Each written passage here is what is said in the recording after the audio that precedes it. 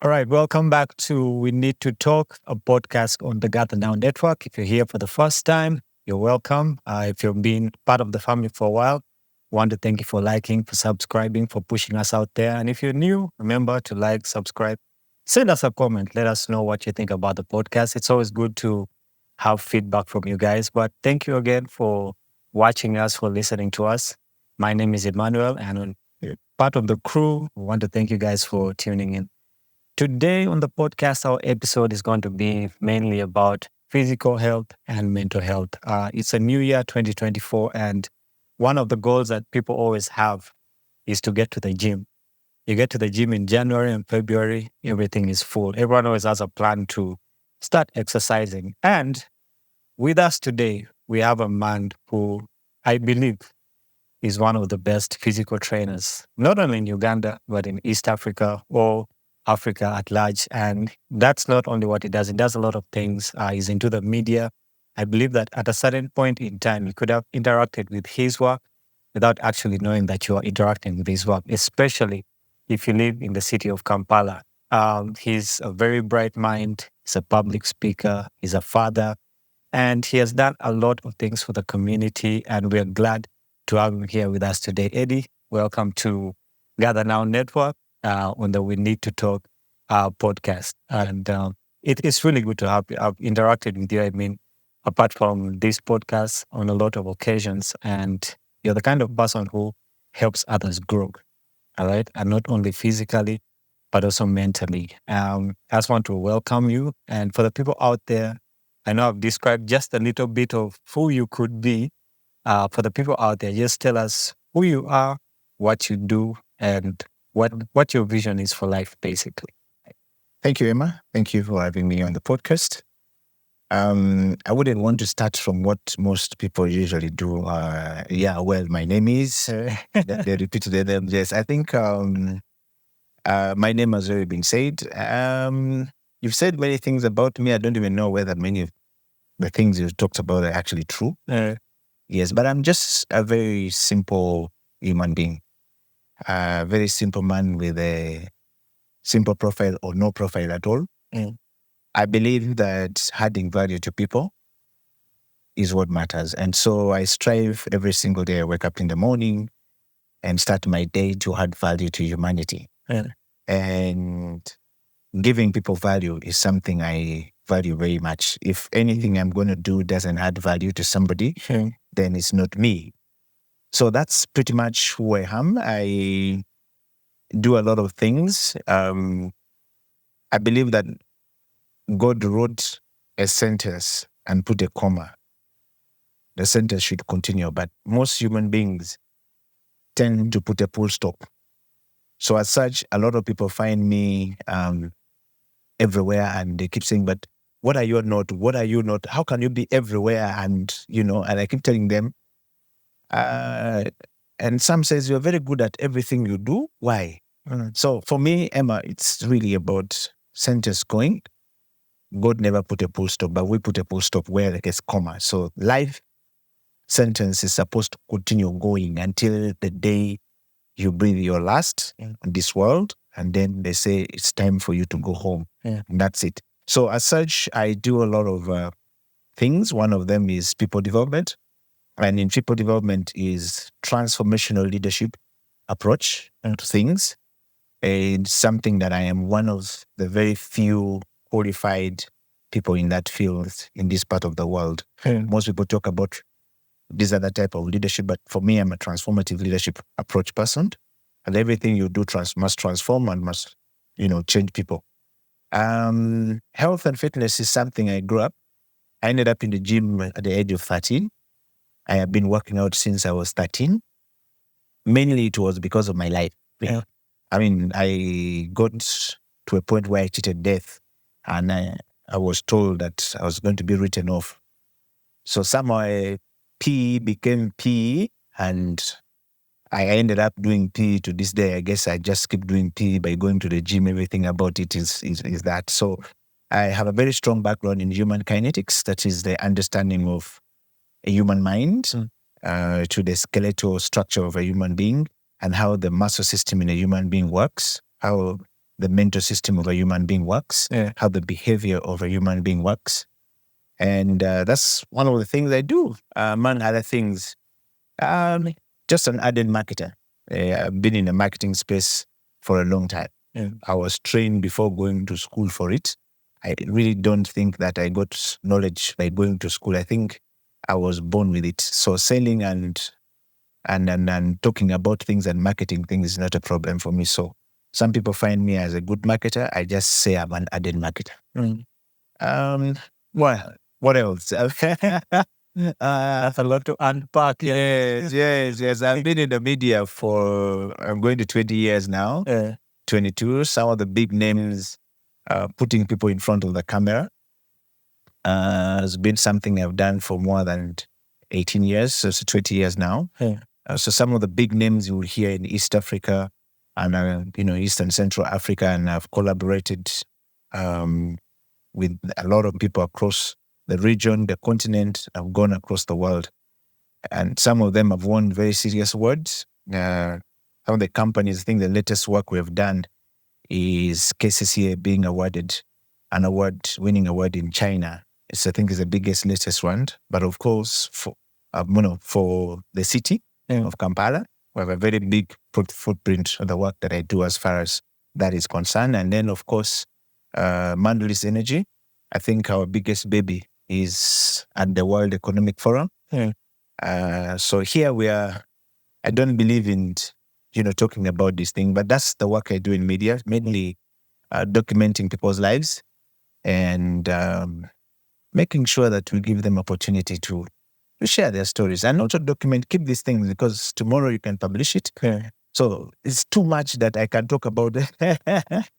Yes. Other than that, I'm just like you said, a father, and I believe that I am here to change the world. So that's where I am. Yeah. That's what I was actually saying, that someone out there could have actually interacted with your work without knowing that it was you behind it. All of us growing up as a kid, there are things I wanted to be. Did you ever think at some point as a child that you could be a jack of all trades, have your hand in a lot of things? No, did I ever think of, being somebody? Yes, but also being a jack of all trades? No. To be honest with you, it's a lie if I say that. Growing up, I wanted to be a pilot. I enjoyed everything about aviation, just seeing planes move around. At the time I started understanding them. Was it the thing of used to make paper planes? Yes, I did all paper planes and what don't. And then so I was fascinated with that. Then at some point I loved engineering, so I made wired cars and with the, sorghum straws in the village, and these are exotic stuff. And then we graduated to making wired cars, making those little cars we used to drive on the road using the wires and the copper and really kind of stuff and catapults and all that stuff. So I thought I was going to be either a pilot or an engineer. And then one of the things that got me beaten so much was trying to figure out why people, when the radio is here. So there was this radio called Panasonic and Sony so we would hear people talk inside there. So one day we were wondering, what does this thing here hold? So I opened and I got beaten many times. I remember one time I hid my father's radio and they couldn't find it. So they thought someone had stolen it. I had opened the thing and I couldn't fix it back. So that was the area I thought I would be. But somehow when I was in P5, that dream changed. So I didn't know anything I wanted to be, because when meningitis hit and among the people who survived back then, the dream disappeared because I couldn't remember anything anyway. And I couldn't read or write. It took a bit of time. Cognitive ability became very severely limited for about a year or so. So thankfully, I would say God was there to sort of like make me a miracle. So somehow I bounced back. So when I bounced back, because I couldn't remember anything, Emma, so I ended up doing too many things, looking for this. So, and I think as a result, people did not believe. So I had to work so hard to prove a point. In the process of working too hard to prove a point to people, I ended up with so many things. Yes. And that's how, but I didn't see myself being a jack of all trades. Yes. So at that point, like something you would have seen as a demise, like getting meningitis at that point, for you it was a blessing in disguise because it kind of gave you a blank slate of, you know what, now I can do all these things. Yeah, come to think about it, I hated it for a while until at a certain point, I think Old Kampala. In fact, even when I left Old Kampala, I think I might have outgrown that feeling when I went for one of my leadership trainings.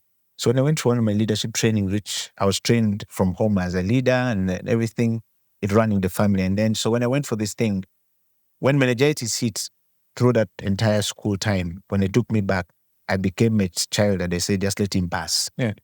So things that were complex to deal with, like mathematics, geography, physics, and all that, I was taken out of that class for PE because they said that the fluid was going to affect my brain. And so they didn't want to push very much.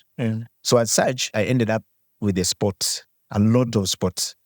And I hated myself for a very long time because the guys I wanted to be with, I was a bright child the year it happened. I never used to go past position 5 that year.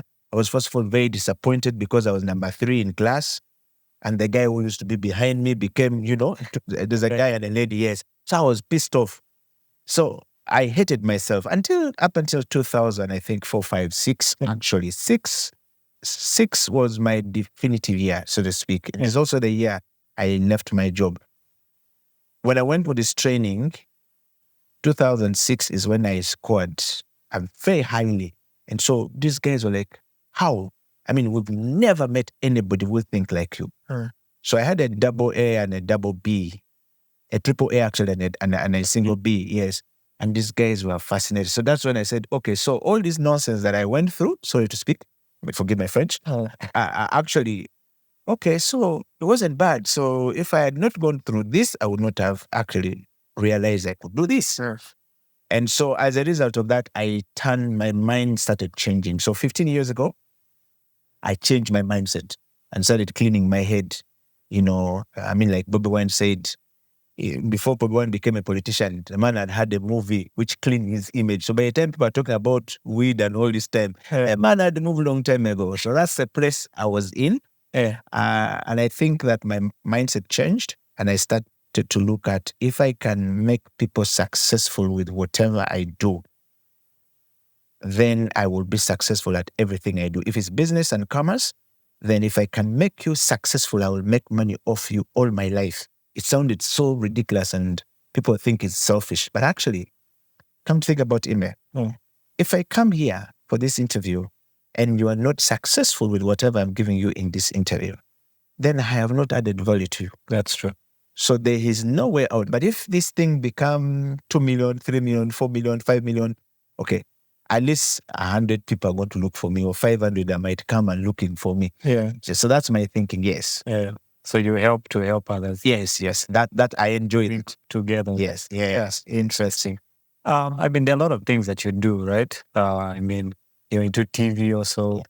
But today we really want to hone in on that physical side of yours. You talked about PE back in school, right? Yeah. And right now you're one of, I think, the best trainers, so to speak. Yeah. What was that journey like? And why did you finally decide to say, you know what, I think I should also go into this area of life?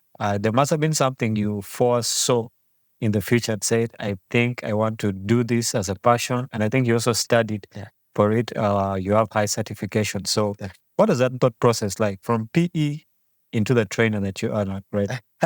To be honest with you, Emma, what was the thought process like? There was actually no thought process, to be honest with you. So when I was told, and my mother and my parents gave up, they told my parents rather, not me, but my parents, that this child is gone. So my father actually gave up, having tried to get a boy child with his wife, then my mother, and then I was the last born. He had so much hope, and then things happened. So she didn't see it. So my father actually decided, you know what? He gave up. My mother decided to try and fast and did all this stuff. So there was no thought process because going from PE to this, it was me looking for distraction. If you ask me if I've ever suffered from, some mental anxiety and all that, yes, that's why when people talk about mental difficulties, mental health, and what, they have no idea. They actually don't understand it because I lived in that space myself of trying to figure out who I am and all that. So I never thought about it. So the entire process and journey for me, Emma, it was me trying to find out if the fluid they said in my brain was actually going to affect me. And if it yes, I need to race against it. Number two was to find out if really what they say that I was going to be paralyzed on the left side was actually going to be true. So I lived with that fear that I cannot be a guy who cannot walk. It's not possible. So as such, I started working out. Then I met so many people. So along the way, I started doing research. And that research and development in human mind. So I studied the human brain, how it works, how the system works, then central nervous system, the three parts of the brain, looking at the limbic colibus and all this stuff. Then I looked at the signals of how a human being responds to a specific stimuli, which is called to action. Looking at electrolytes, looking at all these things. Then I realized, so I wasn't getting paralyzed. Along the way, I was getting strength. Whenever I would do this, I'll do this. And I went to the gym. Then along the way, I became successful. So it was really about saving me. It was never about anybody. So fast forward, to cut the long story short, along the way, I would go to the gym and I would see people struggling. So this knowledge lived with me, 12 years and plus still going on. The doctors stop. When the doctors treat a person who has suffered from non-communicable diseases like heart and whatnot, where they stop and say, now, medicine cannot go on, is where I start. So a lot of people were doing physiotherapy and all that in the hospital. There was no results. People take so long. So I said, wait a minute. I can hand this story to helping somebody. So I began to pick people as guinea pigs. I will pick a person who has suffered from, stroke and start with that. And then now use the knowledge I have and the experience I have and the skills I have to actually study the muscle systems and look at the muscle groups, look at the diet, look at the lifestyle, and then recommend a remedy and then craft an exercise that allows expansion and contraction of the muscles for that person to be able to walk. So I started to restore people in that process. It was never for me to make money. Come to think about it, if I actually decide that I need to charge this thing, it's good money. Yeah. So because these guys are usually struggling, so I think I got taken by the pain that these guys don't have the knowledge and would never walk again or never see again. But I've sorted a lot of people with, Bell palsy, a disease that just affects the brain, and you find somebody's mouth has shifted to the left or to the right and stuff like that. So as such, I discovered, to answer your question specifically, along the way that I can use this knowledge to change as many people as possible. So I focused on what we call restoration if the person is sick. Or I focused on prevention. So a bunch of what we're talking about is what we're calling it human kinetics or kinesiology. You talked about it. It's a bunch of, study of many things combined together. Science and doctors study curative. I come from a preventive medication. So for me is if I can prevent you, Emma, from falling sick by telling you everything, that you do everything, because the power is really in a human being. Everything God has created with the system, sustenance and reciprocation that it gives. Yes, the rain comes down, drops here, and the soil receives. The soil doesn't give, the vapor doesn't come up, then there's no cloud that, brings. So if it cuts, and in summary, when Jesus cast that fig tree, there are 12 guys who walked the journey with Jesus until they reached the other side. Then on the way, but there was one guy called Peter. I guess Peter must have been a very stubborn guy. When they came back, this fig tree had gone. So he asked, why, Master, did you cast this fig tree? Just said, wait, why comest off the ground in Old English when you bear is no fruit? So I realized that everything, using that story, and it leaves every human being born to this world can be fit, healthy, and they all can build muscles. They just need to understand the different muscle systems and the DNA and produce them. My latest study was on a group of people, ethnic people called the Ima people, commonly known as the Bahima people. because their structure is very different. So I spent a lot of time studying whether they have elephantiasis or it's not. Yeah. And then my latest research was on a son of a person. They say doctor, patient, I don't say the name. Yeah, so this guy was so looking down on himself because it's so small and up down he's struggling with. So I coached this guy for 2 years and I told him, actually, no, you have to understand your DNA and the way you need to work and the way your muscle system work. Yeah. So he doesn't look the same way he used to. So in long story short, that's how I discovered, and it's what I've been doing to help people as far as health and fitness is concerned. Yeah. It's very interesting that you said when you had meningitis at that point, when you were in school, they told you that any extra information that you took into your head would actually be Blow it up. detrimental. Yes. Yet you actually put a bigger load. I mean, understanding kinesiology Yes. and how the body works and all, that's a bigger load on the brain. Yes. Yes. Somehow your brain actually got accustomed to that and, led you to where you are today. All right. And I think for the people out there, if you're listening, sometimes the world or the community will tell you, you know what, this is where you stop. And I liked what you said earlier at the beginning, that God wrote a sentence and put a comma. All right. Most of us just end up putting a full stop and say, you know what, because maybe I have a withered hand, this is it for me. All right. I've seen a basketballer who plays with one hand. He has one hand, but he plays basketball at a professional level, right? So if you're listening to the podcast and you're out there and you think, okay, you know what, my situation needs a full stop. Eddie's here telling you that, you know what, he was at a point whereby he could have put a full stop, but he considered it a comma. And I can't say you've written everything, you're just continuing to write what you need to be writing, yeah? It's 2024, and like I said earlier, our gyms are getting full, Everyone has this thing of, you know what, I need to get fit, and I need to maybe lose weight. I need to put on some pounds here and there. All right. And people go into this exercise thing or with different mindsets. All right. As a trainer, what are some of those mindsets of people that you have had, especially during the first part of the year, let's say Jan, February, March? And why do some people just end up giving up with the gym altogether? I was on Twitter and someone said gym is a scam or working out for the scam. Why do you pay your money to go and suffer? Yeah. All right. Or you pay your money. And I remember the first time I went to a gym, the first workout I did, I couldn't walk the next day. My hands were heavy, my legs were heavy. Yeah. And I also considered quitting.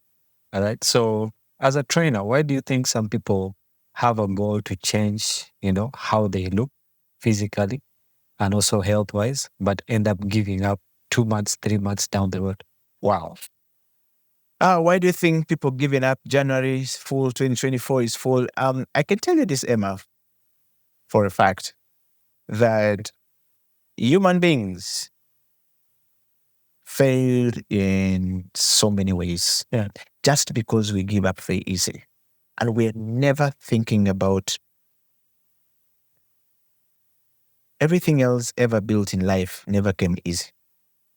I've never seen anybody who just wake up in the morning and say, me, I'm fit. Then they go and sit there and wait. Except these guys who go to church and pray for miracles. They go to church in the morning. They stay there and they pray. They stay in those benches in church waiting for God to come and give them a miracle. It would never happen. Oh. Likewise, there are two combinations I always tell people you should not have. To be broke and unfit. Even go choose one. The thing is very broke. If you're broke and unfit, God will reject you. You will never receive anything from God. Why? Because people like to give up very easily. So what you've said is true. When it comes to January, diary is always full. Nobody believes that you have to take an extra mile to do that. You said something, Emma. You were in the gym. Of course, there's the other part of the person you met in the gym who didn't know anything and decided to give you weight that you cannot carry. Your muscles were stretched beyond its point on day one. Certainly, you're going to tear them. You're going to break them. If I start to break this, you need 5 to 10 podcasts. You even need 24 episodes just on the muscle system and how it works and why people never get results. So, but because we don't have that time, I'll try to break it down simple. Everybody is looking for New Year. That calendar is setting. When it comes January, you were the same old person on 31st when it crossed that midnight. You were the same person. Your behavior and everything you've ever had in your life has never changed. True. The calendar seems to have changed, but you're the same person. You've grown old by 1 year. You're not going to change. Your mentality, your behavior is the same. What we need to do is to stretch. When you say trainer, I'm actually beyond the trainer. Yes. Usually we use trainer for when you're teaching kids new skills to begin to prepare them. But you're right when you say trainer as a trainer, because you need to start by, first of all, understanding Emma. I never put somebody on the floor to carry the weight in the gym before. First, if you tell me I need to work out, the first thing I will tell you, okay, first come and we have a sit down. Normally, it's either in a place where I'm very convenient with, and for many people, whether they are Easterners or Westerners or wherever, or when I say Eastern or West or Africa, if they're in Uganda, somehow by default they find me in a coffee shop called Endiro. Usually it is better because then I'll ask the question. So Emma, sorry, Grace, you want to work out. Why? Why do you want to work out? What's the problem? How did you realize that you need to work out? So Emma will tell me, actually, I don't know. I saw Amon or so-and-so or Moses or James. His arms are like this, his legs are like this. So I felt like, I look bad. And I said, wrong, babe, because you'll never achieve what that person has achieved. Why? Because you don't know why you're going out. So I want Emma to come to me and says, I've been having sleepless nights. I struggle to sleep. Walking has become difficult. When I eat food, I sleep immediately. Okay, Emma, this is serious. That means that Emma is awake about his life, his health, he's concerned. So when you come like that, then it says, okay, so are you ready for this journey we want us to take, Emma? The journey of fitness starts with a few steps, but it's a marathon ride, not a sprint. Not a sprint, yeah. So when you come, Emma, I need to take you through that process. When we agree, then we go to the gym. We first need to start with a process, the simplest process, what we call the primary components of health and fitness and secondary components of health and fitness. The first one being cardiorespiratory capacity. I mean, you're an athlete. You know this. If that athlete cannot run, if you can't run and contain oxygen flow to the body, from the brain to the rest of the body, no coach is going to put you on any pitch or any court to play anything. True. Because you will collapse and you will die. So the first thing we want to start with, and everybody who is listening to into this podcast needs to understand that the first thing you need to do is find a coach. The reason why they are called coaches or trainers is that they need to walk with you the baby steps journey to get there. If you show up in a gym and you meet this person and you say, I just want to lose weight, it's definitely going to give you something because he doesn't understand it. And a lot of people, because they don't invest in the reason, first, why they must work out. 2, understand what they must do. 3, make the person going to coach them understand the problem that has triggered them to do this. Those 3 components are key, Emma. So we will start by cardiorespiratory capacity building, which is the aerobic capacity. People say, I'm going for aerobics, which they usually do wrong. Ability of the body to take in oxygen, that is respiration. Breathing first. Yes. Use that breathing at the cell level, which is circulation of oxygen from the brain to the rest of the body. That's how a normal human being, God created them like that. Respiration and circulation are used at the cellular levels to create bioenergetics. In simple, plain language for anybody listening into this podcast, it's conversion of food you've eaten to energy. That energy, science call it blood sugar, but we call it glycogen. Okay, energy, science call it glycogen. Everything food converted to that energy. But the layman call it, my blood sugar has gone low, then they drink coffee or they drink soda or they drink whatever it is because they don't understand it. So needless to say so much, Emma, it's just to say, if you can breathe properly, have nice circulation of oxygen, you have enough room in your chest box for you to have a lot of oxygen. Then I can subject you to squats, to push-ups, to jumps, to all of this, because I know you're not going to do 1, 2 and collapse and you die. Yeah. So I need to make sure your brain is able to circulate. Then in that process, we convert the food you've eaten to energy. Then that energy is stored. So then now at the back of the back, there's what we called pancreas. So pancreas function is to release insulin. Insulin, whenever the brain requests for sugar, requests for energy, insulin releases amount, the exact amount that goes in that does not precede, because the more it releases, the body is going to demand for more sugar. And then it will break down. Then we'll end up with diabetes and all these things. So people need to invest in that first. That understanding, Emma, is key. Then I can now subject you to, squats, push-ups when we are building. But you need to start with baby steps. So you got the pain because when you went in there, the guy just threw in the wax. Yes. So normally, unfortunately, is the biggest problem of most people. So by 5th of January or 3rd January, all of them were out of the gym. Now, today is 14th or whatever, 15th or 16th, I don't know when, depending on where people are listening to this. That gym is now empty. Everybody's gone back to where they used to be, eating the same thing, because they didn't invest time. So first thing first, prepare your mind, find the information, get the information, know when to do it, how to do it, which parts to start with, what food to eat, how to change your lifestyle. Then you will achieve all of this. Very interesting. A lot of things you unpack there, especially on the scientific side. I think I also studied a bit of it, ATP, adenosine triphosphate, and all these things. Because going to the gym, I also had to understand. I won't leave it after that experience. I took it to my... I might as well understand this. Yes. You've had an interesting journey, all right? And you're very passionate the way you talk about these things. And I believe that passion is one of the things that you actually need if you're to be successful at anything you do at any kind of level. I was reading recently, according to the World Health Organization, there are certain parameters they give that for a normal functioning human being. All right, they say that for children who are 5 to 17, they should have at least 180 minutes of physical exercise a week.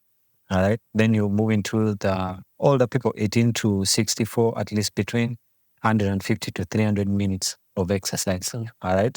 And I think, according to me at least, all right, people actually don't get to these parameters. There are certain people who are, for lack of a better word, couch potatoes. All right. They move basically from the office to the couch to watch TV. And the only exercise they do is, like they always say, is walking to the fridge and back. All right. According to you, and according to maybe these statistics, what do you think a normal functioning human being should be able to do physically in a week? Wow. Thanks, Emma. It's a very intriguing question. What do I think a normal functioning human being should be able to do? First of all, the World Health Organization statistics is a bit old. And I would say it's a bit outdated. Because the reality of this is 150 or 160 minutes a week is too small for the productive human being. Okay, typical working hours. You wake up in the morning, you go and sit for 3 to 4 hours. Some people even sit for most part of the day. Working like accountants, they don't move, lawyers, judges, they sit for most part of the day. Now, when are they going to get, if you are supposed to rest for 8 hours minimum to sleep, and you need 156 minutes of active a week, it's not possible. It's too small for that person to be very active and to live a healthy life.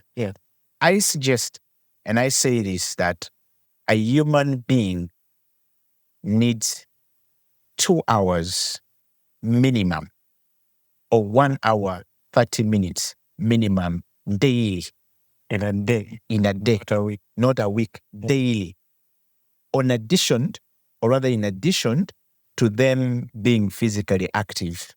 Because the biggest death, Emma, ever in the human history to this day is accredited to physical inactivity, that you're physically very inactive.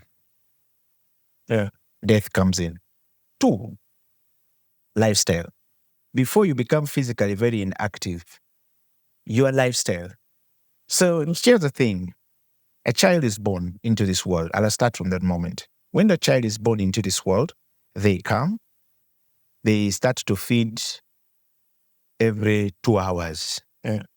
Then every 2 hours move to every 1 hour. Then every 1 hour moves to every 30 minutes. Then as they grow, they begin to demand for food more because the body is burning that food faster. When the child starts to run, I'm a father of a 2-year-old child, miracle child. He did not eat food.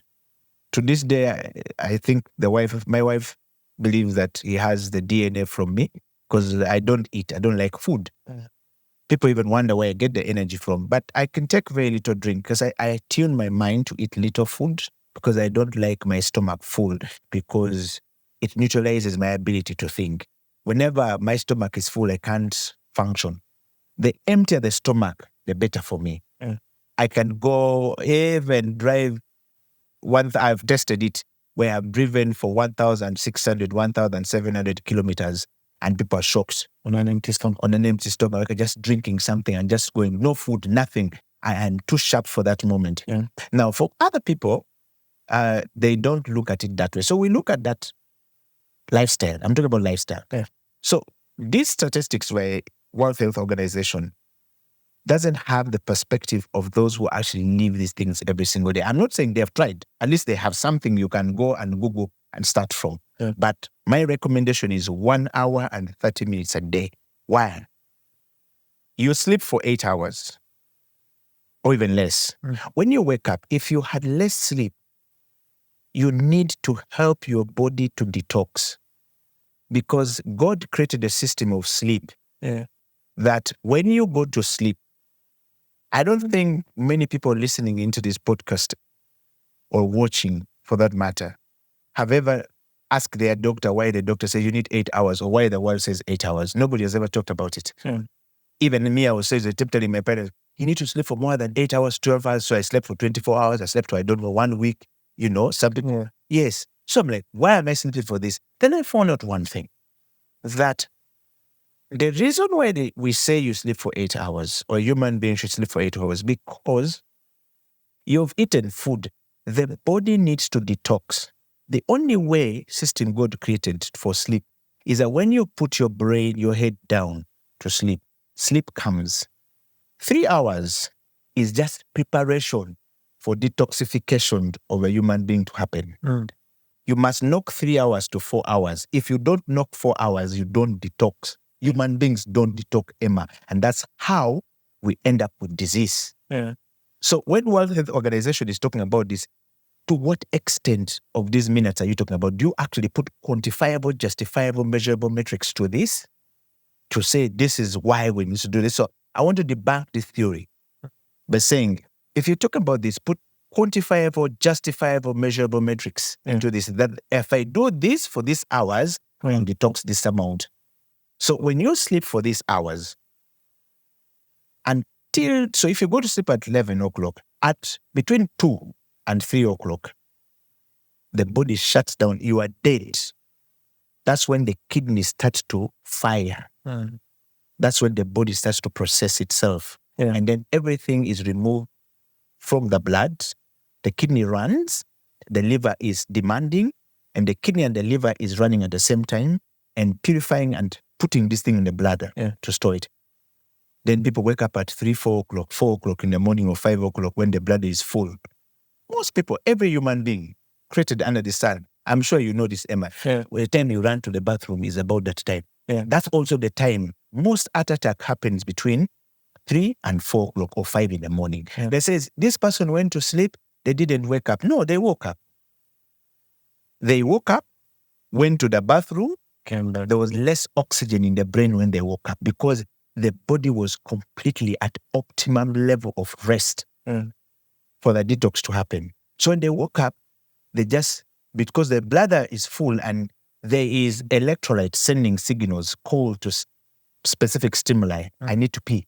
And then pop, get up, run to the bathroom. You come back like this, sit like this, pop, the brain shuts or the heart shuts because there was not enough oxygen. That's why we say when you get up from sleep, first sit for a couple of seconds, 5 to 15 seconds is very good. Yes. Or 20 seconds is enough for you to avoid any heart attack. So everybody is prone to have a heart attack because of the sleeping pattern. But science always tells people that only old people. What about young people who went to sleep? This so-and-so went to sleep, he didn't wake up. No, he woke up and went to the bathroom and then came up, or she. So when you go back to this, my thing is 2 hours, 1.5. Personally, I must do, if I don't work out, then I must be very active by not taking food. I'll drink coffee to continue. I drink coffee, a lot of coffee, a lot of tea, a lot of water, so that to balance that. But at a certain point X, I must sleep. There's just no way about it to detox. So now, exercise and being the minutes they're talking about must be linked to this. So if you get a human being to know that, actually, I need to do this, because you're not doing it for anybody. It's also linked to your productivity. The productivity of a human being is measured based on the amount of, okay, if I make coffee, Emma, for example, if I brew coffee, let's say I'm a barista, barista and barista. The other lawyers will start saying, no, these guys, they're not lawyers, yes. So if I do this, if I wake up in the morning and I go to do this work, if I have not had enough sleep and there's less activity, physical activity, chances of me being sloppy during the day are very high and not concentrating. So which means the marginal productivity of a human being is severely limited. Money that makes a human being rich is from the marginal productive, what we call marginal productive, that this human being is able to work for 8 hours. In these 8 hours, you earn 450, you earned 200,000, right?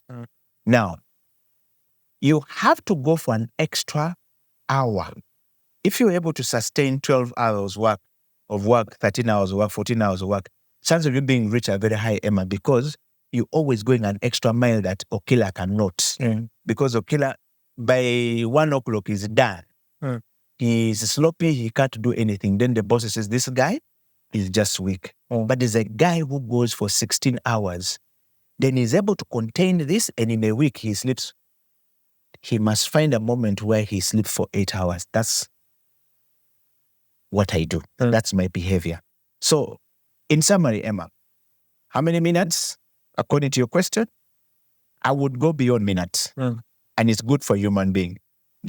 They're going to say, I don't have time. My work is too busy. Let me tell you something. Okay, you have a knee problem. And tell me if the pain is going to allow you to do that job. It won't. You will never do that job, Emma. I've never seen anybody sick who wake up in the morning to go and work. Neither have I ever seen anybody who has money use money to treat themselves and get healed. They always run out of money. So what do a human being have? What we have, Emma, and everybody listening to this, is ability for you to contain yourself to be healthy and fit at every given time. You will make all the money in this world. So money is not the best motivation. If a human being is healthy, Emma, they will make all the money or they will survive. Human beings have survived time immemorial. I mean, early man, have we said, or African man, because the African man walked 40 kilometers to go and tilt land. Those who walk 40 kilometers, 50 kilometers are still 90 years old today. The current generation of the 70s, 80s are dying at 45. Easily like that. And you wonder yourself, why is a 90-year-old, 70-year-old man not dying? I'll never want. And this one are dying because their level of steps, physical activity is severely limited. So go beyond the minute. 30 minutes, you wake up in the morning, just do run around your compound. The next 30 minutes, you're actually doing expansion and contraction. Expansion, contraction, you subject your muscles to expand and contract. I will break it at some point. Maybe you will ask the question, or I will try to bring how actually muscles are built, how we lose fat, what we do in the process. So if you subject yourself to that, let's say you wake up in the morning, typical stuff, you run around fast, change and run around, or do some jumping, sweat for 30 minutes, because you're just converting food. You are activating your metabolism because you went to sleep. Most people don't even know why we called it breakfast. People just say, I'm going to get a breakfast. Do you know what that means, Emma? That you went fasting when you went to sleep. You are fasting. When you wake up, you are breaking fast. That is what they call breakfast. Now, people eat supper there, but they are breaking fast. When you're breaking fast, you take with the 2 bananas, glass of water, tea, it's enough. Because you're breaking fast. Such that you allow your body to burn the food, metabolism to increase, enzymes to be active enough for you to burn the food. Now, that's the 30 minutes you're doing. The next 30 minutes, Emma, is now begin to do either push-ups or sit-ups or squats. You are subjecting to yourself to now muscular capacity building, which is expansion, contraction, so that you can actually burn fats. Because at that point now, you're going to tear and then you burn fats. Now, the half 30 minutes that I talked about is for you to work slowly. Now, recovery process. You don't just wake up, work 30 minutes, and then you go and dress up, you go.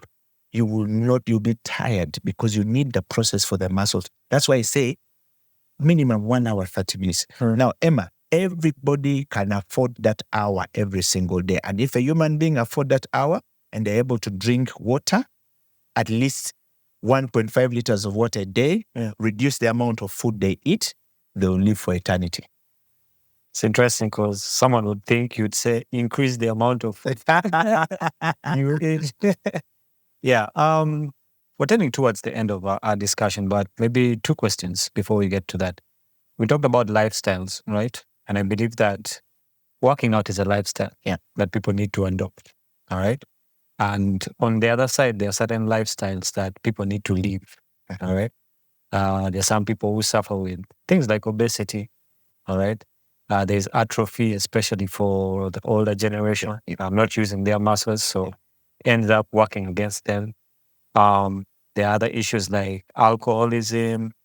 Then there are mental disorders that also come up, like depression and all that. So, according to you, how can we use exercising in its different forms? Some people go to the gym, some people do yoga, some people ride bikes. I think you are riding, bikes this week. How can we use physical exercise to help us deal with these problems and change our lifestyle for the better? Oh, thanks, Emma. That's a fantastic question. How can we use physical exercise to help us change our lifestyle and build? Here's the answer. And I would use a 3-dimension. I'm not a linear person when I answer a question. I think I learned this from Jesus. He never answered question one. He's always a 3-dimensional person. So I read a lot, and I think Bible is one of the things I never liked at all, the book, because I had so many issues with it. So along the way, some of God sort of like pineapple bitten me, and I started to read. So I found a lot of wisdom there. A friend of mine called it pages of wisdom. Now, as food, drinking, eating, or alcoholism, or whatever we call it, is to our lifestyle, so is exercise. You mentioned 2 key things about when you're asking the question. One of them was lifestyle. How can we change our lifestyle to actually fit? Everything else rises and falls with lifestyle from when we're being raised. Parents pump kids with watermelon. These kids who you talked about obesity. For someone to be obese, it means that the behavior started when they were young. You are giving them everything. Stuffing is like a person whose mouth is full. You keep stuffing things there. You're stuffing things there. Then it goes to become the behavior. The human mind starts to demand for that. So I'll explain this from behavior change from this point of view. We have 3 parts of the brain that controls our behavior and our lifestyle. And if we're able to touch that, then we're able to change our lifestyle back to health and fitness. So one, the front part of the brain, Indians put some kadot here and they say that's where God lives. And they're right. Muslims go on the floor and say, touch down, I'm speaking to God. I mean, they're right because worship is God. Christians don't go the way, but they also anoint the front heads and they say it's rightly so. It's rightly where God lives. They're right. That's where the wisdom part of the human being is. The part that is always highly outreasoned. Now, this middle part of the human being, when we're young, it should be like this. When a child is young, you see it moving. As we grow old, it starts going back and going towards the back. Now, that part of the human being is responsible for pain, for pain, pleasure, and anxiety. Is what we call the emotional part of the human being. Science will call it where the limbic system lies. Now, that is the pivot part of a human being. It's the real functioning of a human being. The memory, the back part of the human being, of the head, is where all the memories, good, bad, is stored. Now, they are very good for our lifestyle because this middle part is responsible for telling us you need food. You're hungry, you need food. And when you get food, it doesn't tell you, and 1 and 2 and 3 enter, and 3 and 4 and 5. And it just takes food and it goes inside the stomach. It doesn't tell you that part. But there is a part that is very anxious to understand. Anybody who is listening to this conversation right now, they are anxious to actually see where is it going to, what is the part is going to bring? Is it going to affect me? I already know at the back of my mind that when I speak, I must arrive at that point. Now, that part is very anxious. When that part is very anxious, it controls the way we do things. There's a part that interprets pain. It takes these two, anger, need for food, becoming very anxious, which is information interpretation. It derives from here. Then here it comes and starts to decode. This part here is where pain is processed. Now, when you go to the gym, you said here that the first time you went pain, next day you are not able to go back. Why? Because pain outreasoned this tooth and said, I am not going back to the gym. Gym is a scam. You had people say it. Now, to change that, you need to have these three parts of the brain to start through the rational part of the brain, which says, Emma, actually, the pain, you didn't do it very well. Please go back again. Do it slowly. This time round, the arm was very painful. The leg was very painful. Emma, please go slow. This time, don't do. If you started with 20, reduce. It's you have a conversation in your head when you're doing this exercise. But the moment pain outreason that, you can't change your lifestyle. So what is the first thing we need to do? Change the mindset. Listen to your mind. How did I get the pain? Start with the why question. Simon Sinek says in the leadership book, start with the why question. And I recommend that book to everybody who is listening or watching this. Read the book by Simon Sinek. Says, start with the why question. Why am I doing this? Why do I have pain, Emma?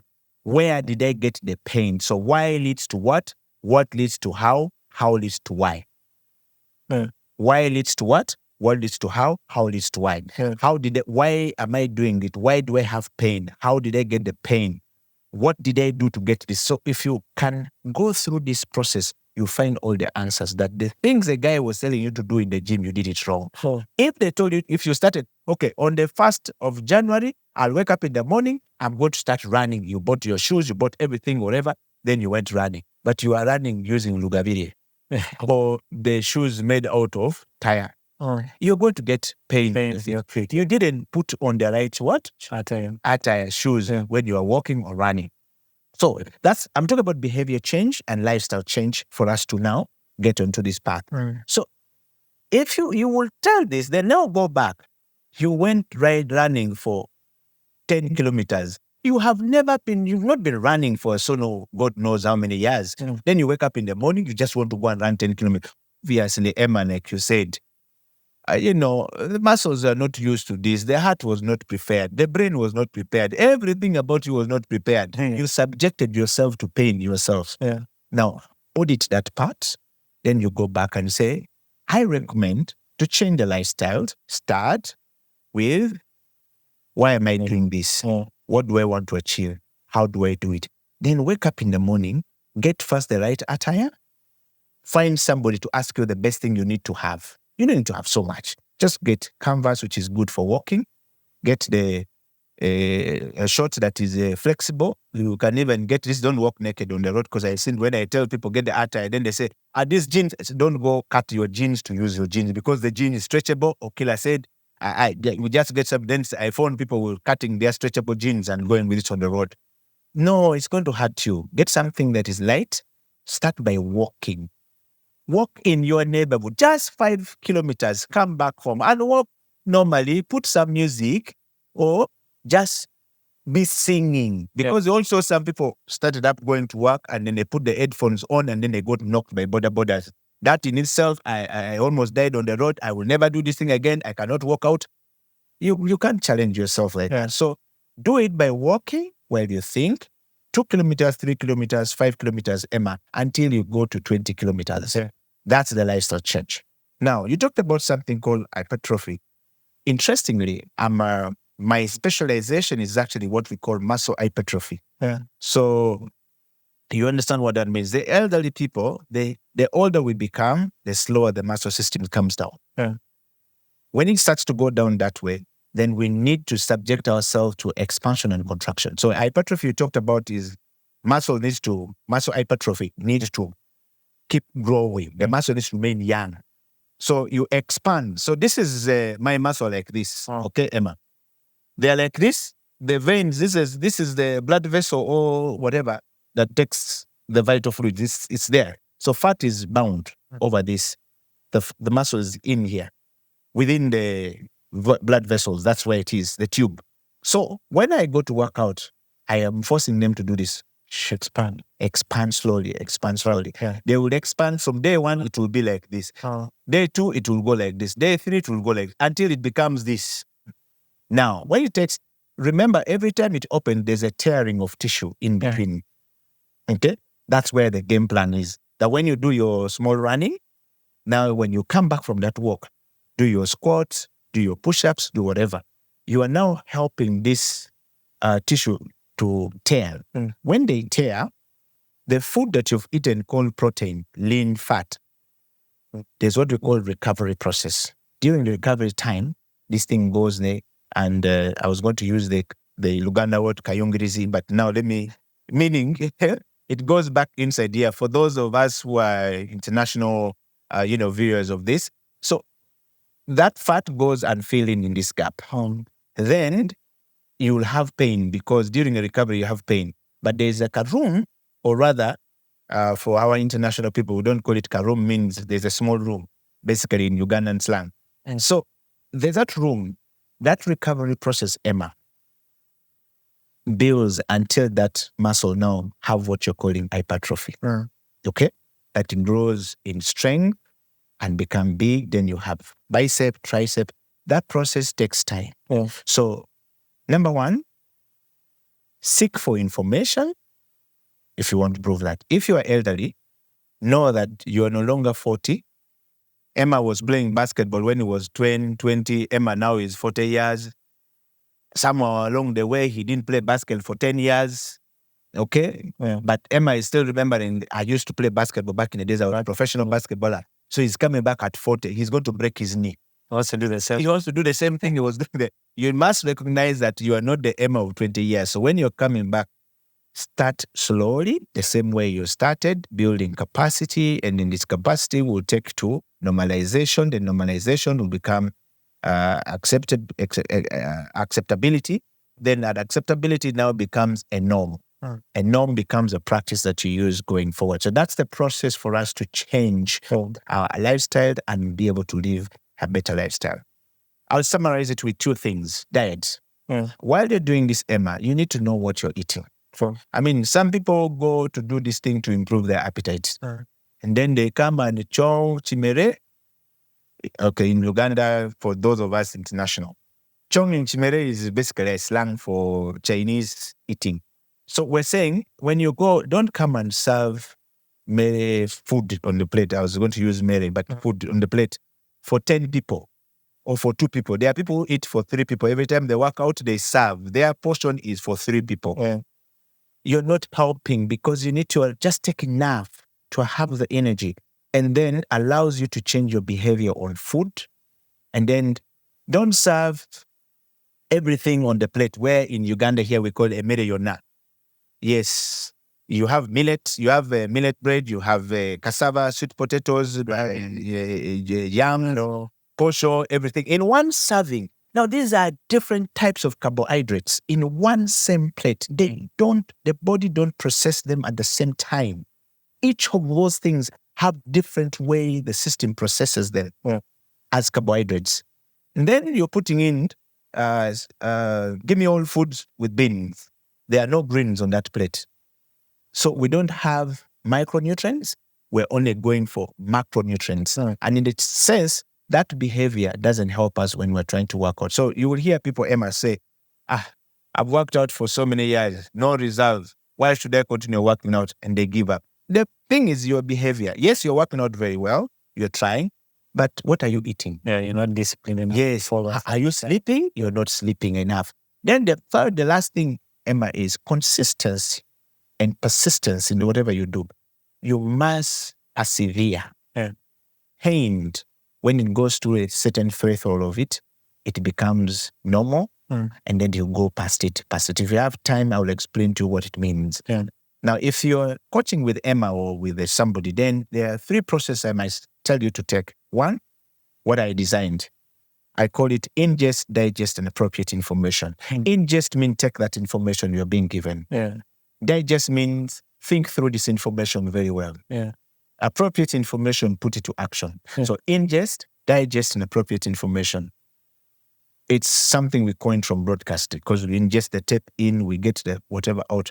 So I thought that if you think through ingest, digest, and appropriate information, take this information, think through it, and then celebrate every tiny bit of success. If today you've walked for 10 kilometers and you've been walking for 8, my friend, come back and post and talk about it. Say, guys, today I've walked this day. I think I'm getting there. Now, that celebration of yourself will make you happy. Some people will tear you down, Emma. Some people will say this, but if you're listening to this podcast, if you're watching it, I'll tell you, celebrate every single victory that you have. It will help you to change. Your question was, how can they help physical exercise to change the lifestyle and improve? That's the process, Emma. Right. Interesting. Lastly, and just shortly, I think we're running out of time. I've been working out for a while, right? But I reach a point of I'm burnt out, all right? And maybe I don't have inspiration to get back, or I'm stepping on the scale. The last time I saw 80, now it's showing 82, all right? And I just lose inspiration to get back to my normal lifestyle that I was having of working out there. What kind of inspiration from you would you give such a person who is burnt out, but they really need to get back to doing what they're supposed to be doing? Oh, thanks, Emma. I guess you said the best for the last, as they say it. It's something that most people struggle with. How can I help, or how can people deal with burnt out or burnout? Burnout during not burnt out, but burnout during the exercise. I hear this a lot. I've been working out for so long, I am not getting results. I'm getting frustrated. And my question to people always, including recent occurrence, as far back as just, last week or this week, and running to next week is going to happen, where people say, so-and-so died. They were so fit. Then you're telling us to work out. Then I keep asking, how did you know they were fit? How did you know? I keep saying this, measurable metrics, quantifiable, justifiable, qualifiable measurement. How did you know?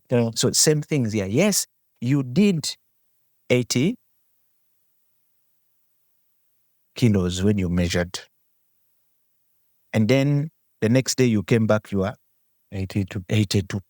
Okay. Between the time you measured, first of all, had you eaten? Yes. What had you eaten? Between the time you measured, before you came back, you've had ice cream. You've eaten a half a kilo of rice. You have drunk 10 bottles of alcohol within yesterday. Okay? Those are things that are just building.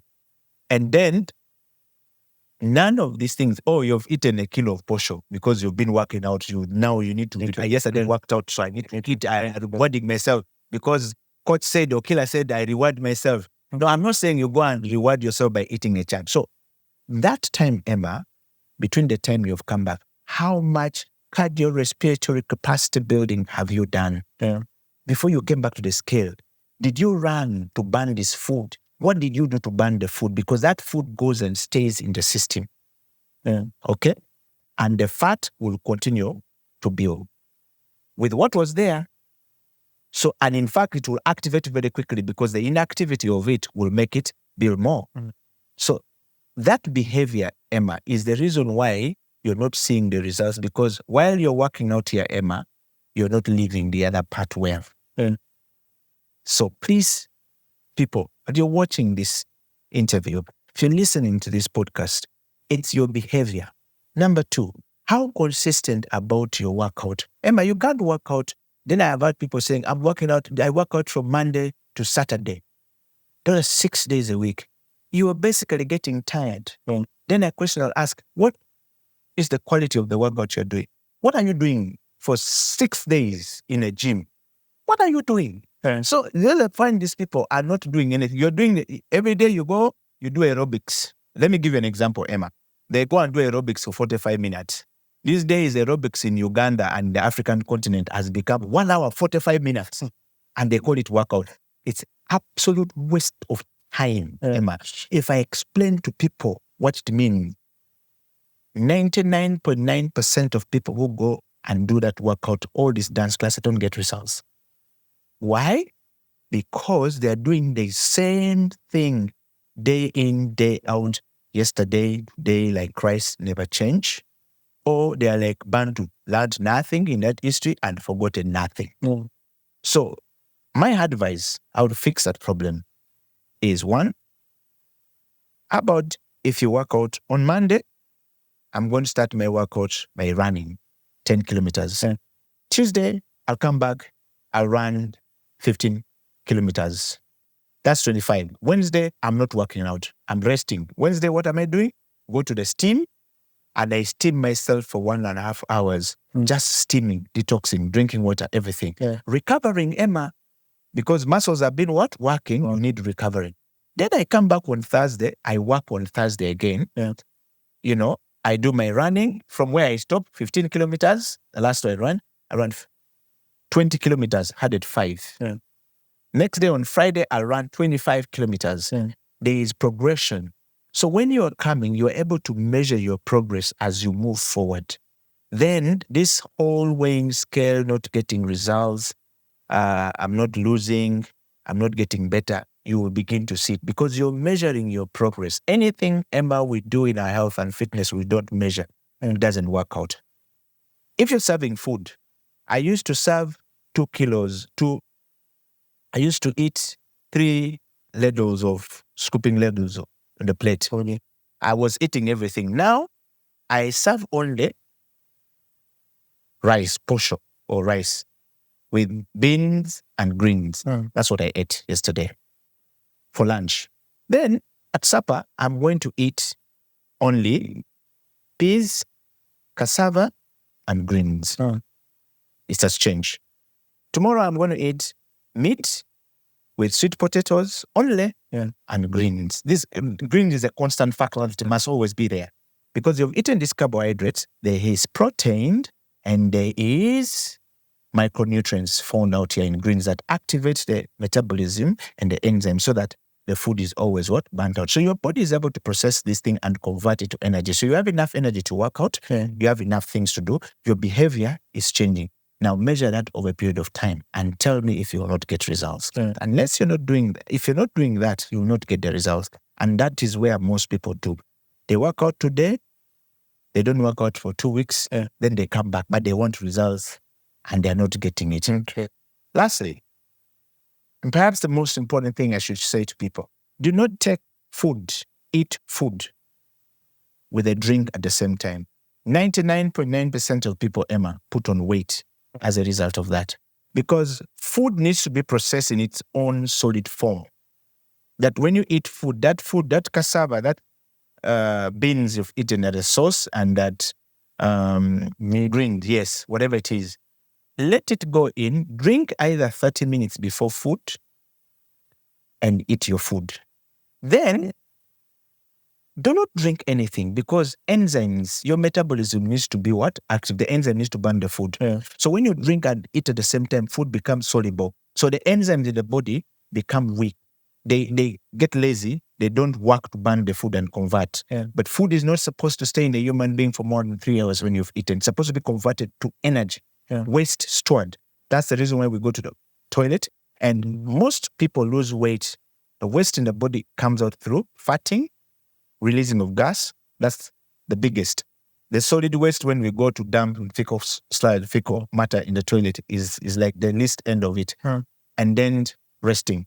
So don't drink at sleep. And then the last one, very last one is do not eat now, supper, and you go and sleep. If you eat food, stay for at least, particularly supper, stay for at least 3 hours, 2 to 3 hours active so that your metabolism remain active, your enzyme remain active before you go and sleep. That would be my best advice. I think we need a whole other episode because when I think about the lifestyle of especially Ugandans, eat at 10, sleep at 10:30, and according to you, that is not something that you should be doing, which I think leads to a lot of other issues. Finally, in just a few words, number one, we have people who do sports. All right. What's your view on sports and working out? Because let's say there's a footballer. All right. Football is what he does, but he also has put in some hours, maybe doing extra workouts in the gym and all those things there. What's your view on that? How can I create a balance? Because again, if I work out, let's say Monday to Saturday, but also have football training in between, by when I get to Sunday, I'm totally burnt out. All right. So how can that person, all right, get a good plan that will still facilitate them working out, but also be able to play their sport? And also, finally, where can people find you? Maybe on social media, what gym do you work out at, and how do they get to work with you? Wow, fantastic, Emma. Thank you. That question, the answer is very simple. How can people, sportsmen, continue to work out and build? By typical creation of sports requires fundamental muscles of the human being, what I call skeletal muscle of the human being. And these muscles work in close coordination to work. Say, for example, if I play football, to play football, you need a vast amount of cardiorespiratory capacity. That's your number one. You can't run, you can't sustain for long, you will not be able to play football. So make that one a priority if you're a footballer. Basketballer, footballer, volleyballer, athletics, make that number one. That's your primary goal because you are an athlete. That's what makes you. Number two, they are already doing muscular capacity building. They are running. Now, they need to go to because they are running, they're already building that. Now, they need to go to the gym just to build the strength and power. You get it? There's building muscles for strength and power, such that when they knock them, they kick them, they don't break. So what they need to do is go to the gym. During your football, normally footballers, now the way it works is that they do training, there's a day they go to the gym. They don't go to the gym every single day.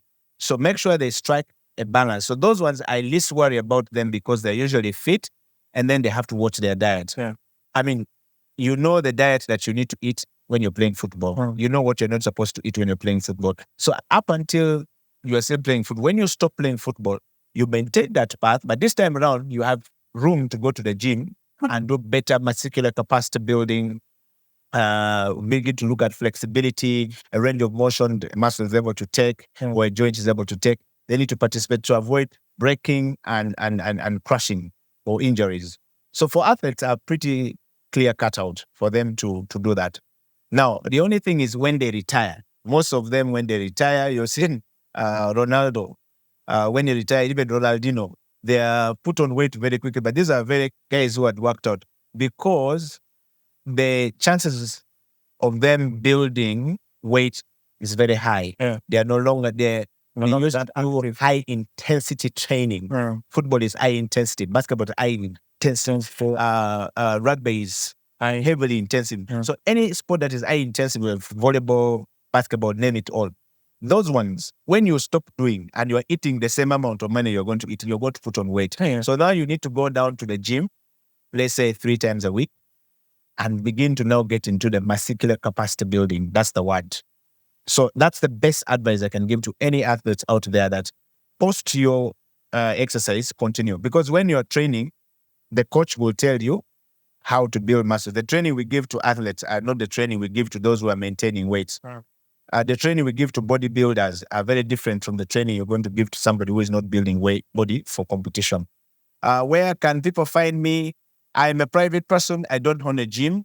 A lot of people across the world think they own a gym. Perhaps I'll do that. I have avoided that for a very long time because I don't want to do something. I never get into something that I am not able to suffer until it's successful.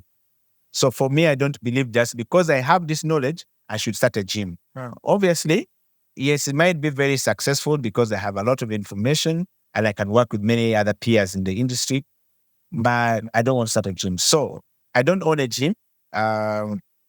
I work out from Fitness Junction and I pay my membership as part of my discipline. For me, Emma, the very first expense of my life is to me.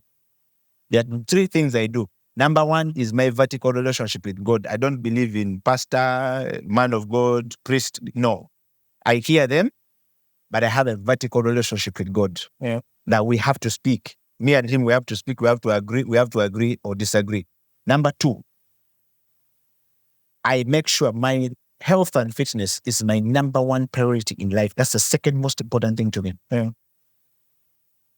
Number 3, and because of that, I pay my gym membership, annual subscription, which is $1,200. It's my expense a day. It works out to like $16,000, $15,000, $11,000 Uganda shilling, 11,000 Uganda shillings every day if you're going to the gym. I mean, that's me who go to the gym. The last thing in that is I look after my family. So family becomes the next big thing. My social network and my family is key for me. Because my brother won't do that for me. Even if, because of that blood thing in it, so the guys I relate with in the gym, that relationship is key for me to maintain. So I don't work out I don't own a gym, I go to a gym. One part of the discipline people need to do is pay your membership.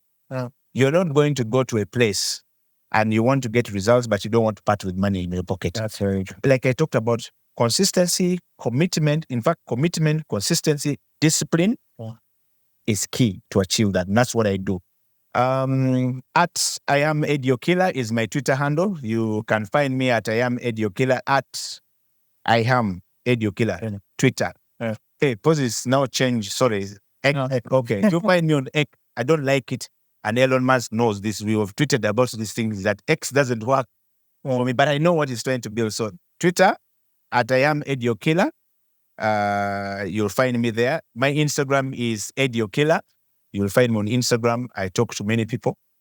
And you'll find me on LinkedIn, Ediokila. I think LinkedIn, I recently realized that thousands of people, millions of people actually read the things I say on LinkedIn. I thought I would just read it. I think, yes. So I found somebody wrote to me from Asia and was telling me, now, how can I get to you? I said, just take me. I'll still coach you from there or give you information. Yes. So that's where they can find me. The other thing is, write to me. My Okila Fitness is at Okila Fitness. If you really want to get serious with your workout, just write to at Okila Fitness. And there will be somebody. I have what they call community manager, some guy called David Okui. Just write there. David Okui will get all the information. And then if you need any serious workout or discussion, we'll definitely have that. It's on LinkedIn, Okila Fitness, and on Facebook, on Twitter, the same, or X for that matter. Those are my social media handles, and I talk to everyone. It's difficult for you to find me on phone, but it's very easy for me to find me on Twitter. In fact, I try to tweet 20 tweets about health and fitness every 2 days, or at least in a week, you will have 25 tweets from me about health and fitness. And this is because I want to help as many people as possible. So just follow that thread and you'll be in touch with me. For the rest, you can most probably contact the owners of this network or this platform. They know where to find me. If you can't find me, just go and subscribe there and say, I'm looking for this guy. They'll know how to find me. Yeah. All right. Eddie, we just want to say thank you. A lot of knowledge that, you've dropped here. Yeah. And I believe that there's still a lot more knowledge. If we get into the ins and outs of, all those things, just want to say thank you for giving us your time. Hopefully we'll have you again next time on, the We Need to Talk Now podcast. If you're out there, remember, subscribe, like, comment. If you want to look for Eddie, he has given you his handles. Look for him. If you have health issues, there are certain things that your doctor may not be able to solve, but he can solve. There are certain things that physical exercise can actually solve. So, want to thank you for having time with us. Till the next episode, remember, share, like, comment. We're out for now, but keep here in the family of Gather Now Network.